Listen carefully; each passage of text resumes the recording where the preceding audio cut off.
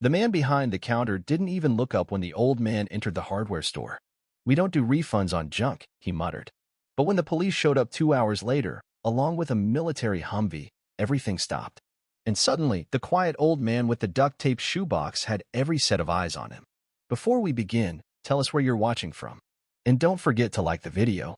The bell above the door jingled softly as Henry Rourke stepped inside Cotter's Hardware, a small-town staple on Main Street where everything from fence posts to fishing gear had a dusty place on the shelves. Henry was 84. Tall but stooped, he moved with deliberate care, a cane in one hand, and in the other, a shoebox, battered and held together with duct tape. He wore a faded bomber jacket with no markings, a beige shirt tucked neatly into clean slacks, and boots polished enough to catch sunlight. "Morning," he said gently to the clerk behind the counter. The young man, maybe 22, glanced up from his phone and offered nothing more than a grunt. "I was hoping you could help with this." Henry placed the box on the counter. The clerk tilted his head. "We don't do returns on junk, sir. Whatever it is, if it's broken, that's on you."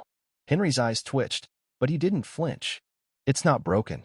Just looking to see if you still carry the part." "What part?" Henry carefully unwrapped the layers of tape and opened the box. Inside was a small, rusted metal cylinder with what looked like a broken gauge and a faint serial number burned into its side. The clerk snorted. "Is that a fuel regulator?" "From what?" "A tractor." Henry shook his head. "Airplane." The laugh that burst from behind the counter was short and unkind. "You flying crop dusters in your backyard now?" Henry said nothing. He simply stood there, quietly, like the last leaf on a tree that refuses to fall. Behind him, a few customers had begun to trickle in. One, a young father with a toddler, looked sideways at the strange exchange. "You from around here?" the clerk asked, still smirking. "Since '72, Henry replied softly. "And you expect me to believe you flew a plane?" Henry opened his mouth, then paused. He reached inside his coat and pulled out a wallet.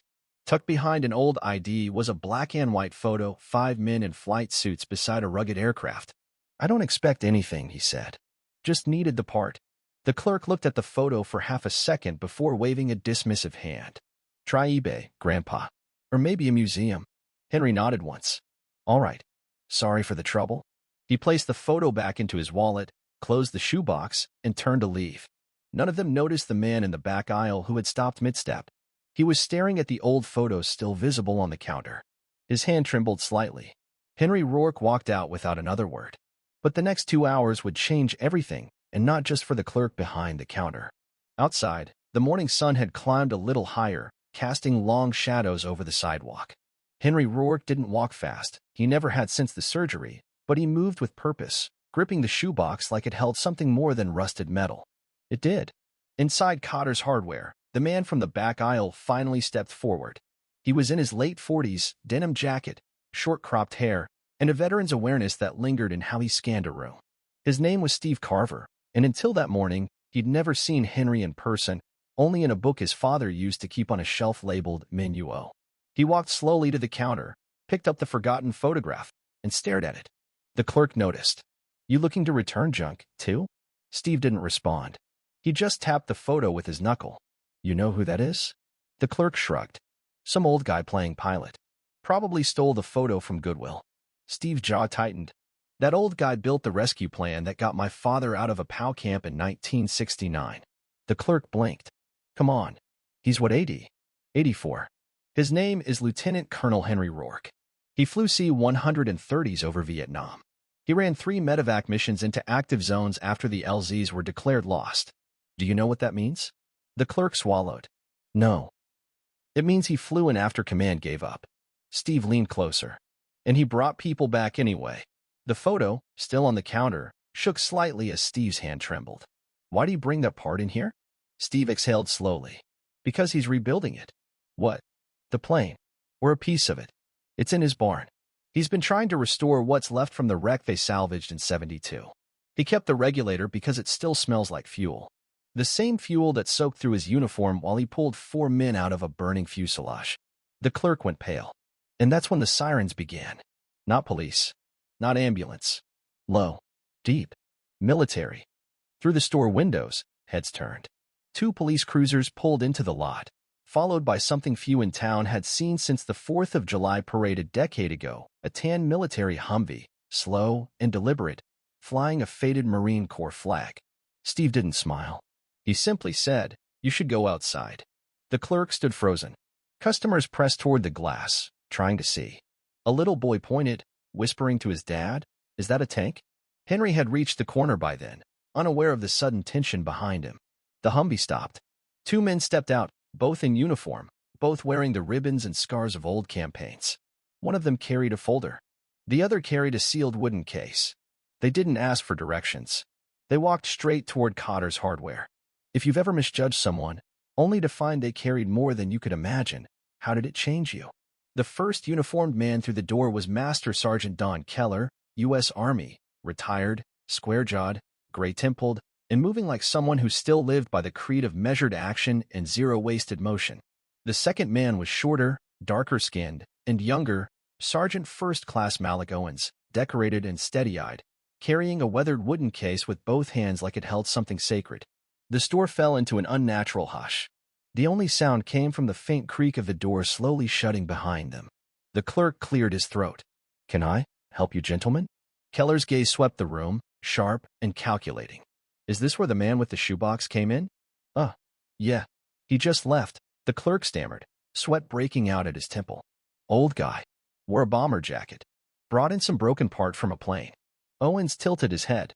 "Did he say anything?" "He asked if we still carried the part." Steve cut in, stepping forward again. "You're here for him?" Keller gave a slight nod. "We're here because of what he's been doing for 50 years. He turned to the clerk, pulled a small leather folder from his coat, and opened it. Inside was a document sealed with a government crest and the phrase Defense Recognition Archive, Urgent Citation Reissue. Beneath that, the name, Lieutenant Colonel Henry W. Rourke. Steve leaned in, eyes wide. "It's real. We saw a photo of him on the store security cam," Owens said quietly. "Cross-referenced with Department of Veterans Affairs. Once his identity was confirmed, this became a priority visit." "But why now?" Steve asked. "Why after all these years?" Keller opened the wooden case and placed it on the counter. Slowly, reverently, he lifted the lid. Inside, nestled in deep blue velvet, was a silver star. Not a replica. Not a museum piece. The silver star that Henry Rourke had earned in 1968, but had never accepted. Owen spoke, his voice low. He refused the medal after his crew didn't make it. Said no one deserved recognition when 4 flag-draped caskets were being loaded on the same tarmac. The clerk stared, mouth slightly open. Keller snapped the case shut. "That medal's going home today, with or without an audience." Outside, the Humvee idled quietly, its presence drawing a growing crowd. Half the town was now lining the sidewalk, phones out, murmurs passing like electricity through a grid. Steve looked from the medal to the street. He lives just outside town. Farmhouse. White fence, green barn with the roof sagging. You can't miss it. Keller nodded once. "Then we'll walk." "You're not taking the Humvee?" the clerk blurted out. Owens gave a faint smile. Some things deserve to arrive on foot. Steve didn't hesitate. "I'm coming." So did the father with the young boy. Then 2 high school kids who'd heard the story from their coach. Then a woman with her toddler in a stroller. They followed silently, like it was church. Like it mattered. And it did. Henry Rourke, alone in his modest kitchen, had just placed the regulator on a checkered place mat when he heard the noise. Not the engine. Not yet. The quiet noise. Footsteps. Many. On gravel. He stood slowly, walked to the window, and froze. At least 40 people. And at the front of them, 2 men in uniform, carrying the case. He didn't move. Didn't blink. Just whispered to himself, "What are you doing?" His hand went to the kitchen drawer. Not for a weapon. For the envelope. The one with 4 names and 4 eulogies he had never read aloud. Have you known someone like that? Someone who carries others quietly, without asking for thanks? Share their story, because even when the world forgets, we remember. The gravel crunched like thunder under the weight of so many steps. No one spoke. Not Keller. Not Owens. Not the crowd behind them. Only the wind whispered between the trees, carrying with it a hush that didn't belong to small towns or spring mornings. Henry Rourke stood on his porch. Shoebox in one hand. Envelope in the other. He looked smaller than people imagined. Thinner. Weathered, yes, but not imposing. His bomber jacket hung loose on his shoulders. His cane was wedged under his arm like it had been placed there out of habit more than necessity. When Keller stepped forward and stopped at the bottom step, Henry didn't speak. Didn't move. Owens offered the wooden case. Henry's eyes flicked to it. "Don't do this," he said quietly. "Please." Keller stood firm. "Sir, this is long overdue." Henry shook his head. "That medal belongs to 4 men who never made it back." Steve spoke up from the side. "Sir, with respect, it belongs to the man who went back for them anyway." Henry's jaw tightened. "And failed." Owens opened the case gently, so the medal faced Henry. "You didn't fail," he said, voice steady. "You brought out 2. One carried on your back, the other with a bullet in his gut." Henry's silence cracked just slightly. Keller added, "That kid who made it home, Private Leon Myers, he started the foundation that funds air evac units to this day. He named it Operation Rourke. He died last month. But his family tracked you down through that part you ordered for your restoration." Henry closed his eyes. "You're telling me this now because it's in a file?" Owens shook his head. "We're telling you because your name doesn't belong in a file. It belongs in the air, with the men who trusted you to get them out." Then something shifted. The barn door creaked open. A child 7, maybe 8 years old, stepped out into the sun. Blonde hair, oversized jacket. Henry's great-grandson, Tommy. He walked toward the porch with small, careful steps, holding something in his hands. It was a worn photo. Henry with his crew. Smiling. Alive. Tommy looked up. "Grandpa says you flew the sky like it owed you something." The crowd chuckled softly, respectfully. Henry turned to the boy. "I did." "You still can," the boy said, pointing toward the barn. Everyone turned. And then they saw it. The fuselage. Gutted. Broken. But unmistakable. A weather-beaten C-130 nose section, tucked inside the barn like an old ghost still waiting to breathe. Owens stared. "That's—" Henry nodded. "I found what was left after I retired. Traded 3 trucks and a tractor to have it hauled back. Been restoring it piece by piece. Not to fly. Just to finish something." Steve stepped closer. "You were going to do it alone?" Henry looked down at the envelope. "It wasn't about anyone else." Keller said, quietly, "It always was." Henry's hands trembled. He sat down slowly on the step and opened the envelope. One by one, he pulled out folded letters. For names written across the tops. Captain Rios. Lieutenant Vale. Staff Sergeant Kendrick. Private First Class Monroe. Henry looked up at the crowd. "I was supposed to read these at their funerals. But I never did. I didn't go. I couldn't." Keller crouched beside him. "They'd want you to now." Henry nodded slowly. Then with cracked, shaking hands, he unfolded the first letter. As he began to read, not a single person moved. Not the children. Not the soldiers. Not the strangers. The medal sat gleaming on the step beside him. Forgotten for now. If you believe those who sacrificed for others deserve to be honored every day, subscribe to us, where we tell the stories that should have been appreciated long ago. Because quiet heroes never stop serving. The paper in Henry's hands shook as he unfolded the second letter. A gust of wind threatened to tear it from his fingers, but he held fast, just as he had held onto these words for half a century. "Lieutenant Vale," he began, his voice raw but firm, "you were 24, and you told the crew you were more scared of asking your girl to marry you than you were of the drop zone. We all laughed. Then you kept the plane steady while fire tore through the left engine." A pause. "You knew we weren't going to make it home. You stayed in the cockpit anyway." The silence on the lawn was absolute. Henry looked up, scanning the faces. Somewhat with tears. Others stone still, jaws clenched, back straight, military men reliving their own memories. Henry reached for the third letter. "Staff Sergeant Kendrick, you carried Private Monroe when his legs gave out. I told you to fall back. You didn't. You said, and I remember it clear, sir, I wasn't raised to watch anyone die alone." He stopped. For a long moment, his eyes wouldn't meet the crowd. "I didn't save you, but I never forgot you." He gently folded the paper and moved to the final letter. The envelope had yellowed with time. A small corner had torn, revealing a name written in blocky, careful script. Monroe. Henry swallowed hard. Monroe was 19, he said, mostly to himself. He joined 6 months before. Never even got his boots dirty before that mission. He unfolded the letter, slowly, as if bracing himself for what lay inside. "To Monroe," he began. "I wrote this because I never got to tell your parents that you weren't alone when it happened. I didn't leave you behind. I carried you. Until I couldn't." A tear slipped down Henry's cheek. Then another. "I hear your voice sometimes. When the wind gets under the eaves and sounds like propellers spinning up. I hear you laughing, telling me to let go. But I couldn't." The boy, Tommy, stepped closer, now kneeling beside his great-grandfather. He reached up, gently rested a hand on Henry's arm. Henry covered it with his own. Keller cleared his throat, breaking the quiet. Sir, we didn't just come to deliver a medal. Owen stepped forward, holding out a thick envelope. This is from the Department of Veterans Affairs. It's an updated benefits packet, retroactive compensation, and a formal invitation to speak at Arlington on Memorial Day. Henry blinked. I'm not a speaker. You don't have to be, Owen said. You just have to be what you already are. Steve turned to the growing crowd. We should do something. The barn, what if we finished it? A murmur of agreement rippled through the gathering. My brother's a mechanic, someone offered. I've got sheet metal and welding tools, added another. We'll donate the paint, said a voice from the back. I'll get the local paper, the father with the toddlers said. People should know. And then, one by one, people stepped forward. Not out of pity, not for a headline, but because something had shifted. Respect had taken root. Not the loud kind. The real kind. The kind that builds. If this makes you angry, type respect in the comments section. Henry looked overwhelmed. Why would you do this? For me. Keller stood taller. Not for you, sir. For the men who flew with you. For the ones who came home because of you. And for the ones who didn't. Henry Rourke looked around at faces he barely knew.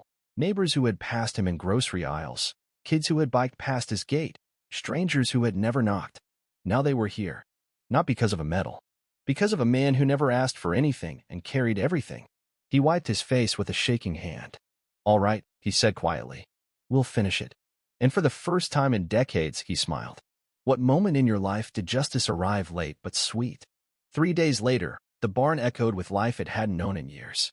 Sparks flew from welding torches. Hammers rang like distant thunder. And through the open doors, the smell of oil and old dust mingled with fresh wood and solder. Volunteers worked in shifts, teenagers after school, veterans on their day off, retired farmers who hadn't touched aviation but knew how to make things last. Henry stood near the nose section, a canvas tarp draped over part of the fuselage. He wore gloves now, thick leather ones, and a heavy apron that hadn't seen you since the 80s. His movements were still slow, but no longer tentative. There was purpose behind every step. Colonel Rourke, a voice called behind him. Henry turned. A woman in a crisp civilian blazer stepped forward. Her badge read VA Media Liaison, Natalie Burns. I know you didn't ask for attention, she said, but there's national interest in this story. The footage of you reading those letters, it's circulating. Quietly. Respectfully. People are listening. Henry just looked at her. I'm not here to make a documentary, she clarified. I'm here to ask if you'd let others help. There are foundations, donors, people with parts, contacts. We could finish the build in weeks, not months. Henry looked over his shoulder at the people already inside the barn, his people now. The boy helping his father polish aluminum. The off-duty paramedic measuring panel joints. The elderly man in a wheelchair overseeing wiring like he'd never left his Navy workshop. We're not building a monument, Henry said softly. We're finishing a promise. Natalie nodded, voice quieter now. And that's why they care. Out in the yard, someone had set up a folding table with a logbook. Visitors signed their names beside phrases like, thank you for your service, for my dad, who never came home, and because stories like this shouldn't fade.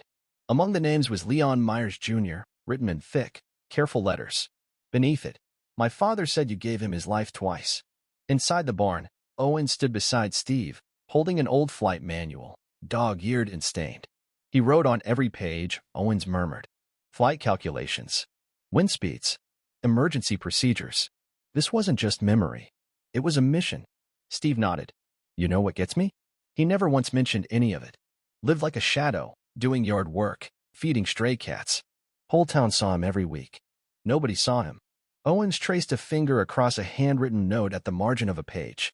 It read, in case they ever ask, make it right. Outside, the town's mayor had shown up unannounced, not for a speech, but to hand-deliver zoning waivers and city support forms. She signed them on the hood of her car. He doesn't need red tape. He needs runway, she said. Down the road, the local VFW organized a procession, nothing flashy. Just silence, flags, and stories passed from truck window to porch swing.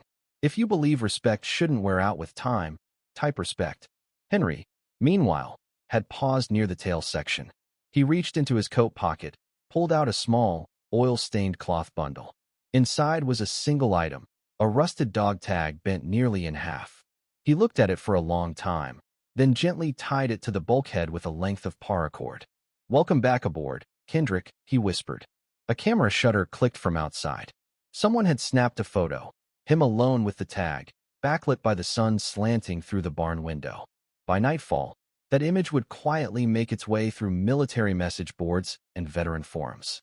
The caption would read, "He built them a final flight, one rivet at a time." Have you ever known someone like that? Someone who carries others quietly, without asking for thanks?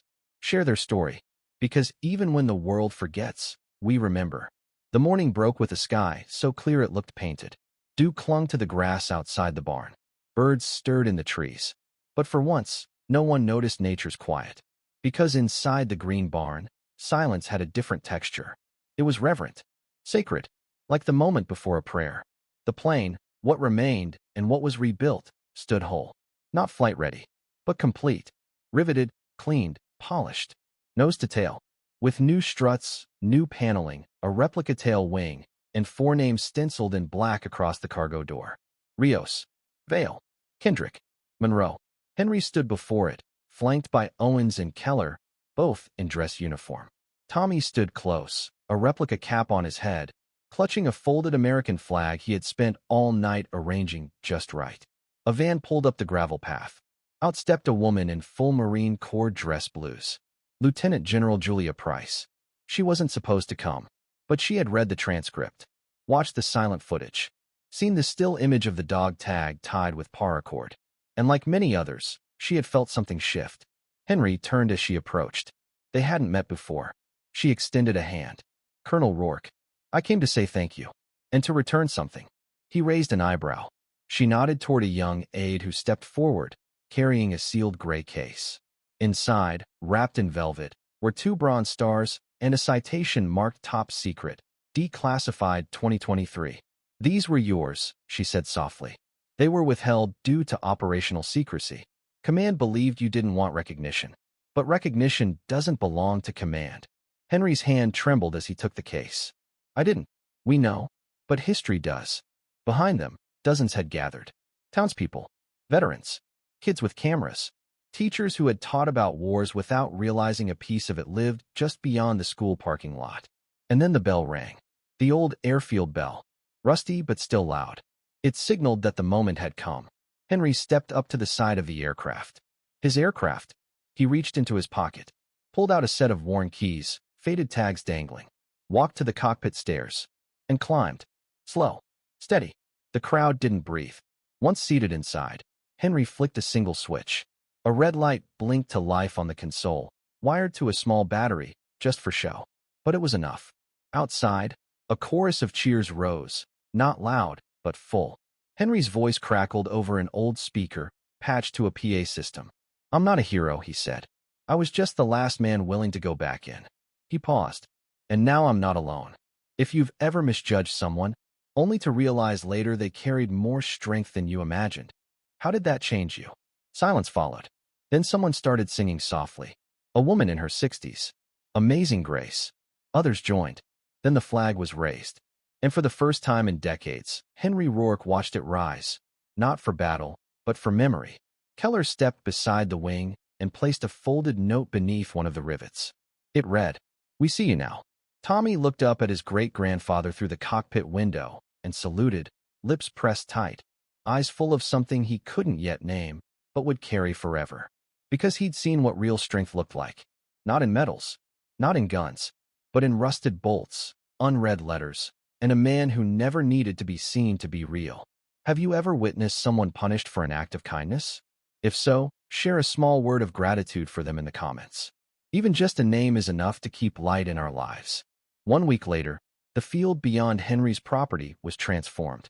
What was once overgrown grass and uneven ground had been cleared, flattened, trimmed, not by construction crews, by neighbors, veterans, scouts, high schoolers with borrowed tools and sunburned hands. They called it Rourke's Runway. It wasn't a real airstrip, not by FAA standards.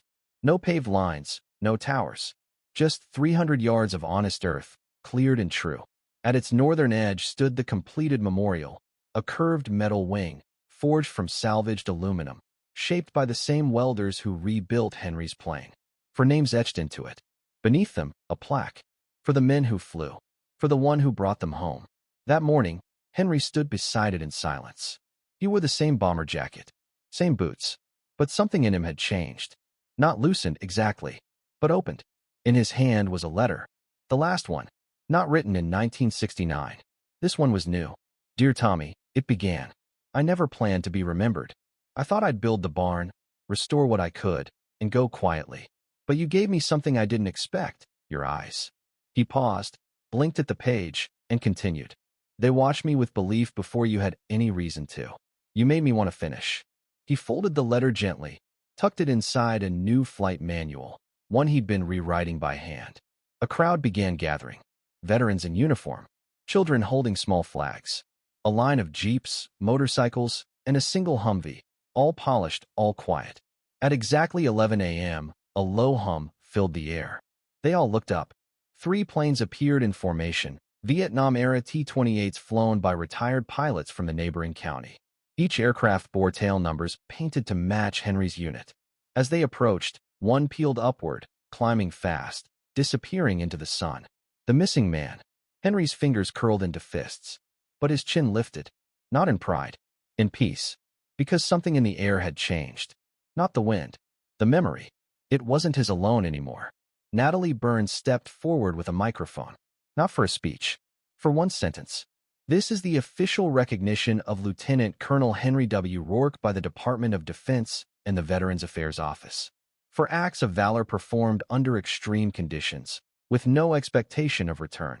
Applause followed, but short, the kind that knows when to stop. Then a young girl, no older than 10, stepped up to the microphone. She had never met Henry before. She just wanted to read something. She held up a card. My grandpa said you once carried men through fire. She swallowed. So I wrote this. She looked down. You don't need medals to be metal. You don't need rank to outrank fear. You just need a heart too big to fit in one chest. That's you. Henry looked away, eyes glistening. If it moved you too, type respect. Later, when the crowd had thinned and the sun began to lower, Henry returned to the barn alone. He sat on the wing of his old aircraft, legs swinging like a boy on a porch. Tommy joined him without speaking. They sat together, side by side. After a while, Tommy asked, Do you miss them? Henry didn't answer right away. I never stopped, he said. Tommy nodded. But they're still flying now, right? With you? Henry looked at the stenciled names on the cargo door. No, he said softly. I'm flying with them. Behind them, the wind shifted. A breeze carried dust and the faint smell of oil and earth. And something else. Peace. Because some stories don't end with salutes or speeches. They end with a quiet moment. A name remembered. And a sky that finally knows what it carries. Justice may delay, but it is never absent. Don't give up when you're doing what's right. When have you stood firm while the world stood against you? Share your story now. If you like this story, please like and subscribe to the channel. Let YouTube promote stories of kindness.